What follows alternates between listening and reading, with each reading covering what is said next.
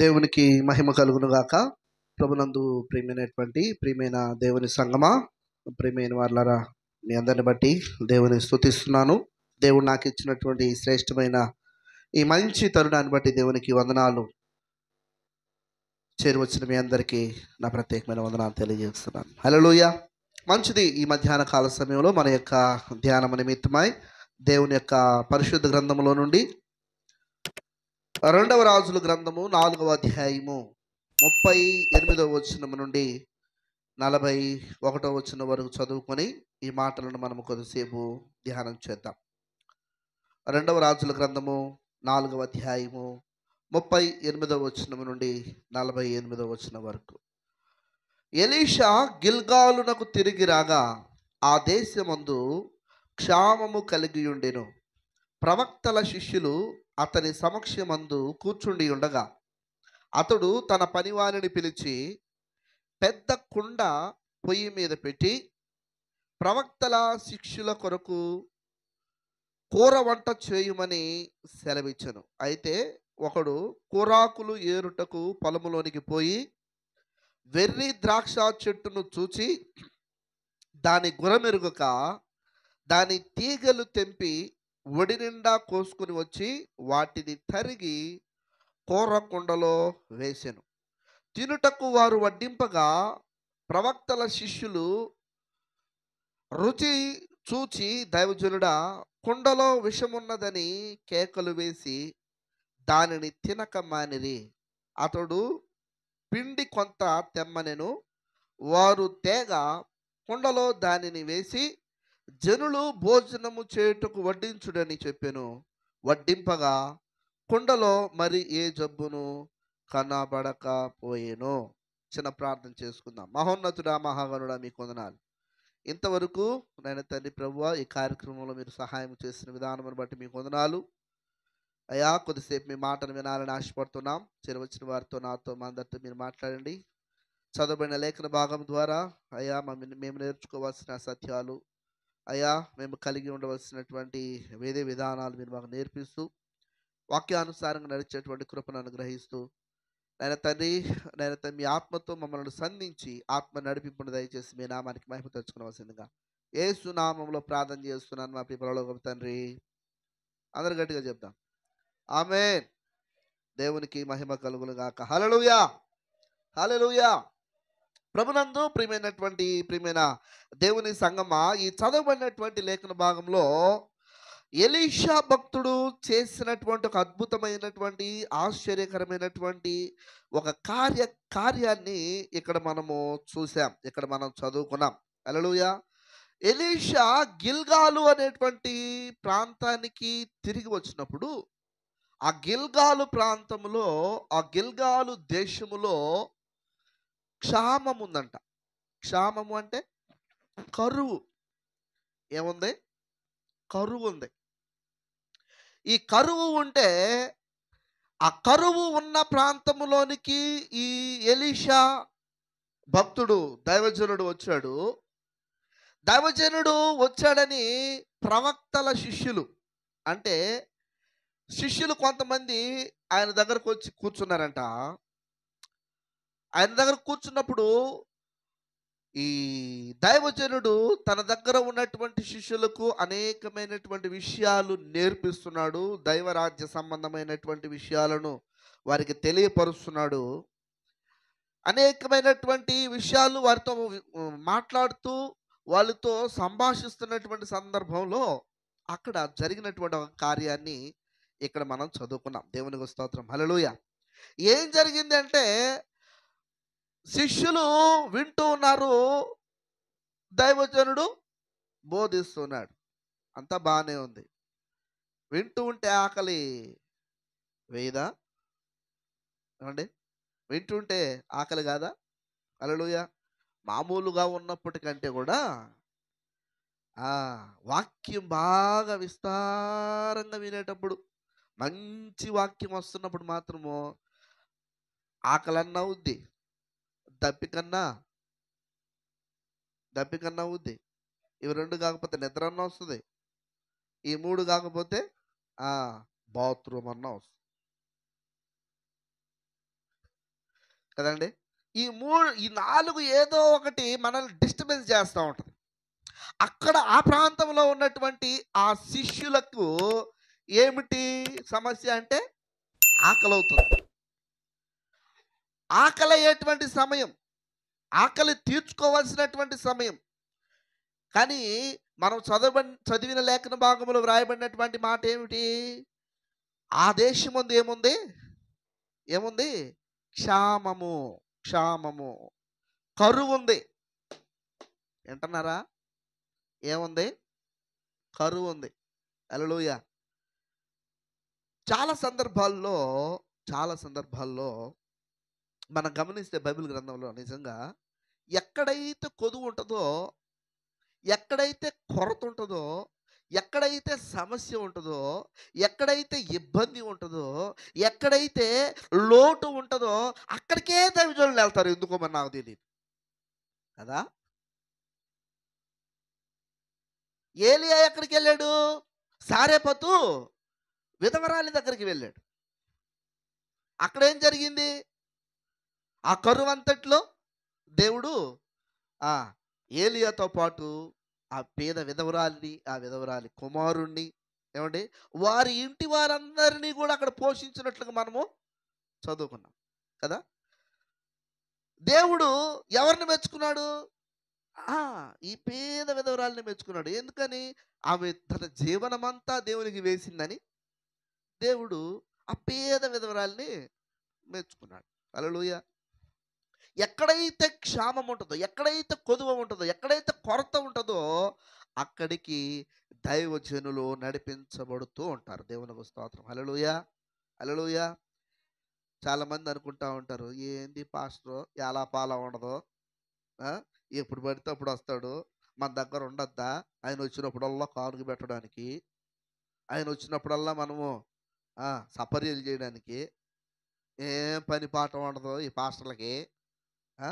అని చాలామంది అనుకుంటారు. మీరు అనుకునేవాళ్ళు కాదులే, అనుకునే వాళ్ళ గురించి చెప్తున్నాను నేను. హల్లెలూయా! గుమ్మడికాయలు దొంగ ఎవరంటే భుజాలు దౌడుకున్నట్టు మమ్మల్ని ఎప్పుడు అంటుంటారు పాస్టర్ గారు అని అనుకోవద్దు. మీ గురించి కాదు, కొన్ని కొన్ని సంఘాలలో కొంతమంది సేవకుల విషయాలలో కొంతమంది మాట్లాడుకునే విషయాలు నేను మాట్లాడుతున్నా. హల్లెలూయా! ఆ సేవకుడు ఎందుకు వచ్చాడు అంటే ఆ సేవకుని ద్వారా ఆ కుటుంబంలో ఉన్నటువంటి సమస్య పరిష్కరించాలని దేవుడు భావించాడు కాబట్టి ఆ సేవకుడిని అక్కడికి పంపించాడు. హల్లెలూయా! సరే, మంచిది. ఈ చదవబడినటువంటి లేఖనం అక్షామము కలిగినటువంటి ఆ సమయంలో ఆ వంట వాళ్ళని పిలిచి, ఎవరిని పిలుస్తున్నాడు? వంట వాళ్ళని పిలిచి, ఈ శిష్యులందరి కొరకు నువ్వు కూర వంటకము సిద్ధం చెయ్యి అంటున్నాడు. అర్థమైందా? శిష్యులందరి కొరకు ఎంతమంది ఉన్నారు అక్కడ శిష్యులు? ఆ చదవబడినటువంటి ఆ యొక్క లేఖన 100 మంది శిష్యులంట. ఎంతమంది? 100 మంది శిష్యులు ఉన్నారు. కింద వచనాలు మనం చదివితే 100 మంది శిష్యులు ఉన్నారు అక్కడ. ఈ 100 మందికి వండాలంటే ఎంత కావాలా? ఎంత కావాలంటే ఏమండి? 100 మందికి వండాలంటే చాలా అవసరం ఉంది అక్కడ. ఏమండి? అంత వంట వండాలి అంటే ఉన్న పరిస్థితి ఏంది? అది కరువు. కరువు కాలంలో వాళ్ళందరికీ వండాలంటే చాలా ప్రయాస అవసరం. కానీ సేవకుడు అంటున్నాడు, మీరు వండి పెట్టండి అంటున్నాడు. హల్లెలూయా! సేవకునికి తెలుసు ఎంత అవసరతో. సేవకునికి తెలుసు ఉన్నది కొంతైనా అది అందరికీ పంచగలిగినటువంటి వాడు దేవుడని. హల్లెలూయా! అంతేనా? నిజమే కదా. ఒక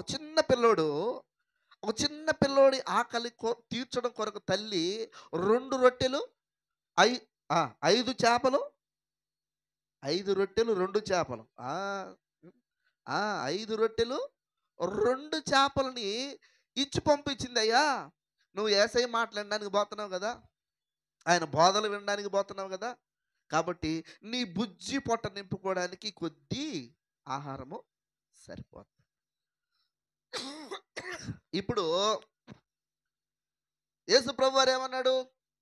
వీళ్ళు 3 రోజుల నుంచి నేను చెప్తున్నటువంటి ఈ బోధ వింటూ ఉన్నారు, నేను చెప్తున్నటువంటి ప్రసంగాలు వింటూ ఉన్నారు.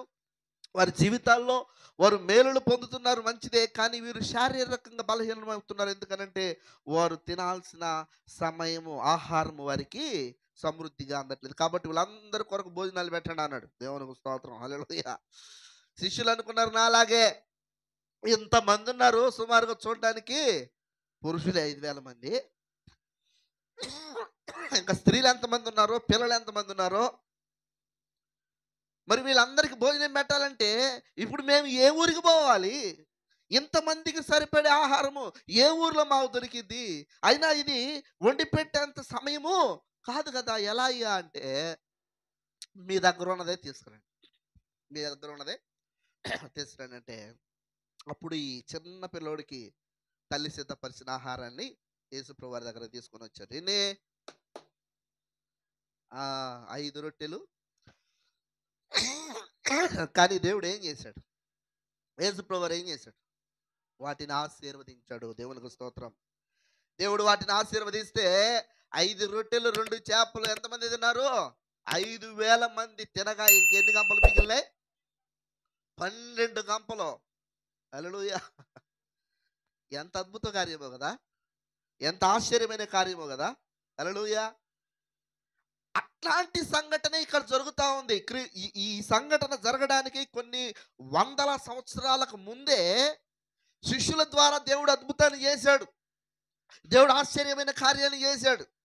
వంట చేద్దాము కాబట్టి మీరు కూరాకులు ఏరకరండి అని చెప్తే, ఒక వ్యక్తి పోయాడంట, వెళ్ళి అది వెర్రి ద్రాక్ష అని తెలియక, దాని గుణమెరుగక, ఏమండి, ఆ ద్రాక్ష ఆకులను తెంపుకొని వచ్చి వాటిని చక్కగా తరిగి, ఎంత జాగ్రత్తగా తరిగాడో దేవునికి స్తోత్రం. ఆ ఆకుని తీసుకొచ్చి ఈ కుండలో వేసి, కూరలో వేసి ఉడకబెడతా ఉన్నాడు. దేవునికి స్తోత్రం. కూర రెడీ అయ్యింది. అందరు తినడానికి పంక్తులు తీరి కూర్చున్నారు. ఏమండి, హల్లెలూయా. కొంతమందికి రుచి చూడడానికి చేతులు వేస్తుంటారు కదా మనోళ్ళు. ఉప్పు చూడు, కారం చూడు, పులుపు చూడు, రుచి చూడండి ఒకసారి, ఎంత బాగుందా, అప్పుడే దించుతాం పొయ్యి మీద నుంచి కదా. అట్లాగే ఒక 3-4 శిష్యులను పిలిచి ఈ కూర రుచి చూడమంటే, ఆ కూర రుచి చూసిన శిష్యులు ఏమంటున్నారు? ఆ రుచి చూసిన శిష్యులు, అయ్యా దీంట్లో విషం ఉన్నది. దేవునికి స్తోత్రం. దేంట్లో విషం ఉన్నది? కూరలో విషం ఉంది, కొండలో విషం ఉంది. దేవునికి స్తోత్రం, హల్లెలూయా. ఇది తినడానికి పనికిరాదు. మనం ఏం చేస్తాము?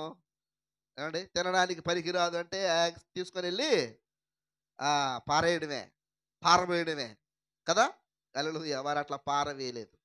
శిష్యుల దగ్గరకు వచ్చి, అయ్యా ఈ కొండలో విషం ఉన్నది, ఈ కూర విషం అయిపోయింది, ఇది తినడానికి పనికిరాదు. దేవునికి ప్రభునందు ప్రియమైనటువంటి దేవుని బిడ్డలారా, ఈ లేఖన భాగములో ఒక మర్మం ఉన్నది. ఏముంది? మర్మం. ఒక మర్మాన్ని దాచి ఉంచాడు దేవుడు.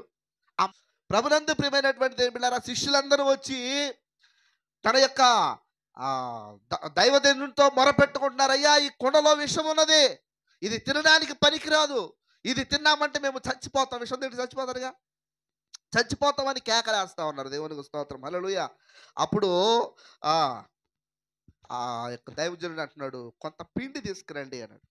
కొంత పిండి తీసుకొని వచ్చి నా చేతికి ఇవ్వండి అన్నాడు. ఆ పిండి తీసుకొచ్చినప్పుడు ఆ పిండిని ఆ కొండలో వేసి కలిపి, ఇప్పుడు ఈ యొక్క ఆహారాన్ని జనులకు వడ్డించమని చెప్పాడు. దేవునికి స్తోత్రం, హల్లెలూయా. వారు వడ్డింపగా మరి ఏ జబ్బును కనిపించక పోయేను అని వ్రాయబడింది 41వ వచనంలో కదా. అతడు పిండి కొంత తెమ్మనను, వారు తేగ కుండలో దానిని వేసి జనులు భోజనము చేయుటకు వడ్డించుడని చెప్పెను. వడ్డింపగా కొండలో మరి ఏ జబ్బును కనిపింపక పోయేను. దేవునికి స్తోత్రం, హల్లెలూయా. కూర చేయమనింది ఎవరు? ఏమో కదా. కూర చేయమనింది ఎవరు? దైవజనుడు. కూర చేసింది ఎవరు? వంటవారు. తినింది ఎవరు? శిష్యులు. అవునా? బాగలేదు అని చెప్పింది ఎవరు? శిష్యులే. ఇప్పుడు బాగా తిని, అబ్బా ఏ జబ్బు లేదు అది దీంట్లో అని అనింది. హల్లెలూయా. ప్రభునందు ప్రియమైనటువంటి అంటే అది ఆ దేవుడు ఆశీర్వదించినటువంటి ఆహారం. దేవునికి స్తోత్రం. హల్లెలూయా. ప్రభునందు ప్రియమైనటువంటి దేవుని బిడ్డలారా, ఈ ప్రవక్తల శిష్యులు ఈ గిల్గాలుకు వచ్చినప్పుడు ఆ దేశంలో క్షామం ఉంది, ఆ దేశంలో కరువు ఉంది. ఆ కరువులో కూడా వారు ఏం చేస్తున్నారంటే ఆ ఆ కరువుకి విరుగుడు కనుగొంటున్నారు. విరుగుడు కనుగొనడానికి ఆ శిష్యుడు ప్రవక్త యొక్క పాదాల దగ్గర కూర్చొని ఉన్నారు. నువ్వేడ కూర్చుంటున్నావు? నువ్వెక్కడ కూర్చుంటున్నావు? చూడండి, దేవుని యొక్క పరిశుద్ధ గ్రంథంలో సామెతల గ్రంథం 8వ అధ్యాయం 34వ వచనంలో చక్కని మాట వ్రాయబడి చూద్దాం. సామెతల గ్రంథం 8వ అధ్యాయము 34వ అధ్యాయం 38 చదవాలి. అనుదినము నా గడప యొద్ద కనిపెట్టుకొని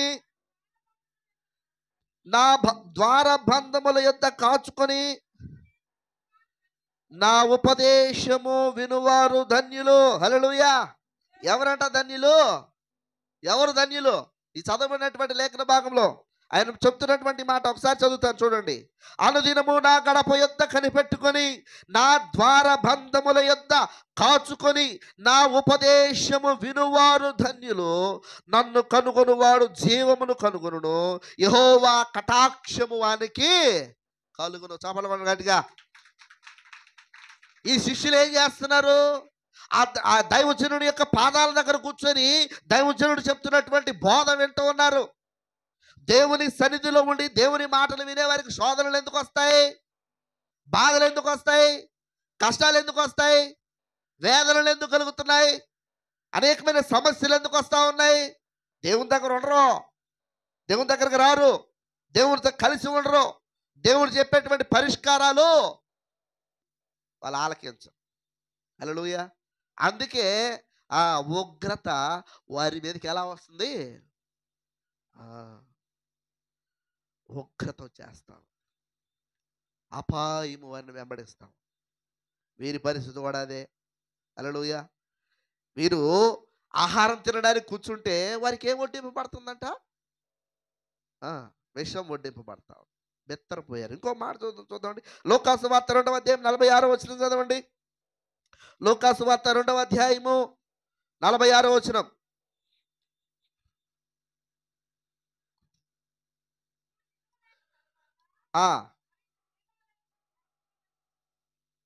మూడు దినములైన తరువాత ఆయన దేవాలయములో బోధకుల మధ్య కూర్చుండి వారి మాటలను ఆలకించుచు వారిని ప్రశ్నలు అడుగుచూ ఉండగా చూసిరి. దేవునికి స్తోత్రం. ఎవరంట?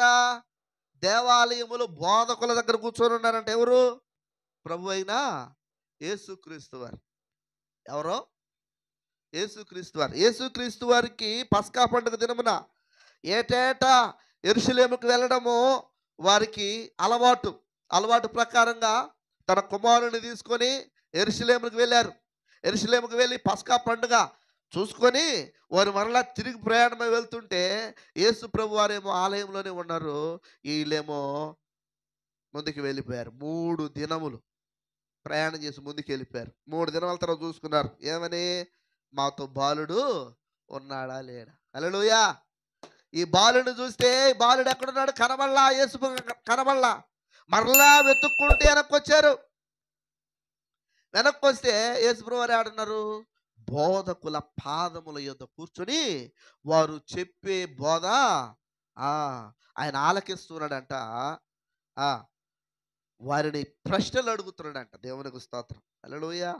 ప్రభునందు ప్రియమైనటువంటి దేవుని బిడ్డలారా, నిజంగా మనం దేవుని పాదాల దగ్గర కూర్చుంటామా? కూర్చోము.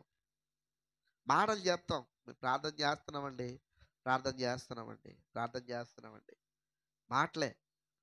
వాస్తవానికి అవి చేతలు కానే కావు.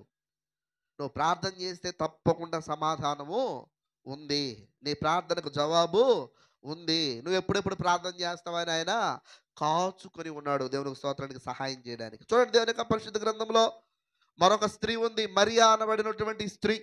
ఈ స్త్రీ యేసు పాదాల దగ్గర కూర్చొని ఆయన బోధ వినుచుడనని చెప్పి లోకాసు వార్త 10వ అధ్యాయము 39వ వచనంలో వ్రాయబడి ఉన్నది. మరియేమో యేసు పాదాల దగ్గర చేరి ఆయన ఉపదేశాలు వింటుంటే, ఆయన బోధ వింటుంటే, ఆయన ఆమె సహోదరి అయినటువంటి మార్తేమో అనేకమైన పనులు కల్పించుకున్నట్లుగా మనం లేఖన భాగంలో చూస్తాం. దేవునికి స్తోత్రం. హల్లెలూయా. ప్రభునందు ప్రియమైనటువంటి దేవుని బిడ్డలారా, ఇక్కడ ఒక విషయాన్ని మనం గమనించాలి. ఏమిటి అంటే, కుండ అనంటే మానవుడు, అంటే నువ్వు నేను. వింటున్నారా? వింటున్నారా? కుండ అంటే ఎవరు? కుండ అంటే ఏంటి? మనమే, మానవులం. కుండ మానవునికి సాదృశ్యము. పరమ కుమ్మరి ఎవరు? దేవుడు. దేవునికి స్తోత్రం. హల్లెలూయా. ఇక్కడ ఈ యొక్క లేఖన భాగంలో మనము నేర్చుకోవాల్సినటువంటి సత్యం ఏమిటి? మనం నేర్చుకోవాల్సిన పాఠం ఏమిటి? కుండలో విషం ఉన్నది. అంటే మానవునిలో ఏమున్నది? ఇప్పుడు విషం ఉన్నది. విషం అంటే ఏంటి? పాపము. హల్లెలూయా. కుండలో విషం ఉంది. ఆ విషము పాపము. కుండ అంటే మానవుడు, విషము అంటే పాపం. పిండి అంటే దేవుని యొక్క ఆత్మ. హల్లెలూయా. దేవుని వాక్యము సాదృశ్యంగా ఉంది. ప్రభునందు ప్రియమైనటువంటి దేవులారా, ఈ కుండలోకి విషం ఎక్కడి నుంచి వచ్చింది? తెలియక. అవునా? ఆవిడ రాయబడినటువంటి మాట, ఒక శిష్యుడు వెళ్ళి అది వెర్రి ద్రాక్ష అని తెలియక దాని గుణమెరుగక, అదేనా మాట? చదువుతారా ఒక మాట? ఆ మాట చదవండి ఒకసారి. 39వ వచనం, 2వ రాజుల గ్రంథము 4వ అధ్యాయము 39వ వచనంలో, అయితే ఒకడు కూరాకులు ఏరుటకు పొలములోనికి పోయి వెర్రి ద్రాక్ష చెట్టును చూచి దాని గుణమెరుగక దాని తీగలు తెంపి ఒడి నిండా కోసుకొని వచ్చి వాటిని తరిగి కూరకుండలో వేసెను. దేవునికి స్తోత్రం. హల్లెలూయా. ఇప్పుడు ద్రాక్ష చెట్టు ఏంటి? ద్రాక్ష చెట్టు, వెర్రి ద్రాక్ష ఒకటి కనబడుతుంది. ఈ వెర్రి ద్రాక్ష లోకానికి సాదృశ్యము. అర్థమైందా? చూడడానికి ద్రాక్ష చెట్టులాగే ఉంటది, ద్రాక్ష పండ్లులాగే ఉంటది, ద్రాక్ష పూతలాగే ఉంటది. చూడడానికి ఇది అచ్చము ద్రాక్ష చెట్టులాగే ఉంటది, కానీ అది ద్రాక్ష కాదు. అది ఏ ద్రాక్ష? వెర్రి ద్రాక్ష. దేవునికి స్తోత్రం. హల్లెలూయా. మనల్ని భ్రమపరిచేయి, మనల్ని మభ్యపెట్టేవి, మనల్ని పాపములోనికి లాగివేసేవి చాలా చాలా ఉన్నాయి లోకంలో. దేవునికి స్తోత్రం. హల్లెలూయా. చాలా సులువుగా మనల్ని పట్టుకుంటాయి, చాలా సులువుగా మనల్ని లోబర్చుకుంటాయి, చాలా సులువుగా మనల్ని బంధిస్తాయి, చాలా సులువుగా మనల్ని నాశనము చేస్తాయి. ఎందుకు చేస్తున్నామో, ఎందుకు పోతున్నామో ఏమి తెలియకుండానే అన్నీ అయిపోతూ ఉంటాయి. హల్లెలూయా. కారణం ఏంటి? అది వెర్రి ద్రాక్ష. చూడడానికి అంతా బాగానే ఉన్నట్టు ఉంటుంది, అంతా మనకి అనుకూలంగా ఉన్నట్టే ఉంటుంది, అంతా మనకి మంచి జరుగుతున్నట్టే ఉంటుంది. హల్లెలూయా. అంతా క్షేమమే అన్నట్టుగానే ఉంటుంది. కానీ దాంట్లో ఏముంది? విషము ఉన్నది. విషము అనగా పాపము. హల్లెలూయా. మనకు తెలియకుండానే, మనము దాని రుచి తెలియక, దాని గుణం ఎరుగక, పాపము యొక్క గుణం ఎవరికైనా తెలుసా? పాపం చేసేవాడికి అది ఎలా అనిపిస్తుంది? అబ్బా. హల్లెలూయా. మందు తాగేవాడిని అడిగితే చెప్తాడు. ఏమండి? మందు తాగేవాడిని అడిగితే వాడు చెప్తాడు. సొట్టనవిలే వాళ్ళని అడిగితే ఆ రుచి చెప్తారు. అదే ఆ రుచి మీకేం తెలుసు పాస్టర్ గారు? బీడి తాగేవాడికి తెలుస్తుంది దాని గుణం. అవునా? ఏ అయినా మంచి చేసేనా చెప్పినట్లు లేదన్నా, మంచి చేసేదేనా, కానీ దాన్ని వదిలిపెడతారు వాళ్ళు. పొరపాటును కూడా వదిలిపెట్టరుగా. వ్యభిచారం చేసే వాళ్ళని అడిగితే వాడు చెప్తాడు అది ఎంత బాగుంటుందో, మనల్ని కూడా బాగా లాగేయడానికి బయలేకుంటుంది. హల్లెలూయా. దొంగతనం చేసేవాడికి తెలుసు. అవునా? దాని యొక్క గుణం. తెలుస్తుందా? తర్వాత దొరికితే ఒళ్ళు ఓనమైపోవడం. ఏమండి, ఎముకలు ఈ సున్నంలోకి ఎముకలు లేకుండా కొడతారు పోలీసు వాళ్ళు. దేవునికి స్తోత్రం. కానీ వాడు దొంగతనం చేయకుండా ఊరుకుంటాడా? చెయ్యబోతే పొరపాటున కూడా ఉండడు. హల్లెలూయా. గుణం తెలీదు ముందు కదా. వెర్రి ద్రాక్ష గుణం ఎరుగక వాడు ఏం చేశాడు, వాటిని కోసుకొచ్చి కూర కుండలో వేసి, ఇది కూడా ఒక కూరే కదా అని వండుతున్నాడంట. దేవునికి స్తోత్రం. హల్లెలూయా. కారణం ఏంటి? వారు కరువులో ఉన్నారు కాబట్టి, వారు సమస్యలో ఉన్నారు కాబట్టి, వారు ఇబ్బందుల్లో ఉన్నారు కాబట్టి, వారు శోధనలో ఉన్నారు కాబట్టి, వారి ఆకలి బాధను తీర్చుకోవడం కొరకు ఏదైనా మంచిదే అనేటువంటి ఉద్దేశంలో వాళ్ళు ఏం చేస్తున్నారు? తెలియకనే తెలియకనే ఆ శోధనను కొని తెచ్చుకున్నారు. దేవునికి స్తోత్రం. హల్లెలూయా. ప్రభునందు ప్రియమైనటువంటి దేవుని బిడ్డలారా, దేవునికి అసాధ్యమైనది ఏది లేదు. నువ్వెప్పుడైతే ఆ గుణాన్ని తెలుసుకుంటావో, వీళ్ళు ఏం చేశారు? శిష్యులందరూ ఏం చేశారు? గుణం తెలుసుకున్నారు. ఏమని గమనించారు వాళ్ళు? దానిలో విషం ఉన్నది అని గమనించారు. దీన్ని తింటే ప్రాణాలు పోతాయని గమనించారు. దాన్ని తీసుకుంటే వారి జీవితాలు అర్ధాంతరంగా ముగించబడతాయి అని వాళ్ళు తెలుసుకున్నారు కాబట్టి, దైవజనుడు దాంట్లో విషయం ఉన్నది అని చెప్పి దైవజనుడి దగ్గరికి వెళ్ళారు. హల్లెలూయా. హల్లెలూయా. చప్పట్లు కొట్టండి ఒకసారి. అందరూ కొట్టండి. కొట్టాలా గట్టిగా. కొట్ట కొట్టు కొట్టు. యేసు రక్తమే. ఎప్పుడైతే నువ్వు చప్పట్లు కొడతావో, మన శరీరంలో ఉండే నాడులన్నీ ఈ చేతుల్లోనూ అరికాళ్ళలోనూ ఉంటాయంట. అప్పుడు అవి ఒక్కసారిగా ఏం చేయబోతాయి? ప్రేరేపింపబడతాయి. అప్పుడు బ్లడ్ సర్క్యులేషన్ బాగా అంది. మీకు ఉన్నటువంటి ఆ భారం అంతా తొలగిపోతాయి. తొలగిపోయిందా? ఇంకొకసారి కొట్టండి. కొట్టండి. యేసు రక్తమే జయం. పాటలు పాడటం ఎంత జాగ్రత్త కొడతారో, సౌండ్ కూడా రాదు. చాలు చాలు. హల్లెలూయా. శబ్దం కూడా రాదు.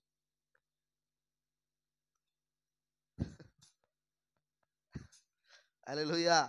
ప్రభునందు ప్రియమైనటువంటి బిడ్డలారా, హృదయ రోగం అంటే బీపీ తగ్గాలన్నా,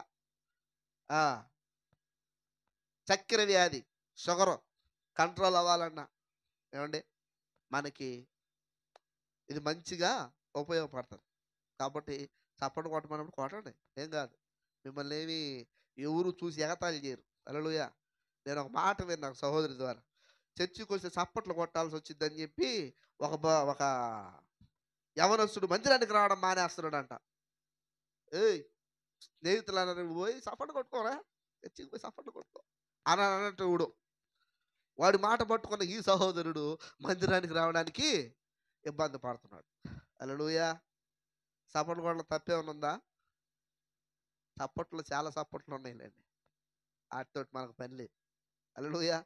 ఇది పరిశుద్ధంగా దేవుని యందు భయభక్తులు కలిగి దేవుని సన్నిధిలో కొడుతున్నటువంటి చప్పట్లు. ఓకే, దేవునికి స్తోత్రం. హల్లెలూయా. ఎంతకీ కుండలో విషం ఉన్నది. కొండ ఎవరు? మనమే, మానవులు. మరి నీలో ఇంకా విషం ఉందా? విషము తీయబడిందా? విషమునకు విరుగుడు దొరికిందా?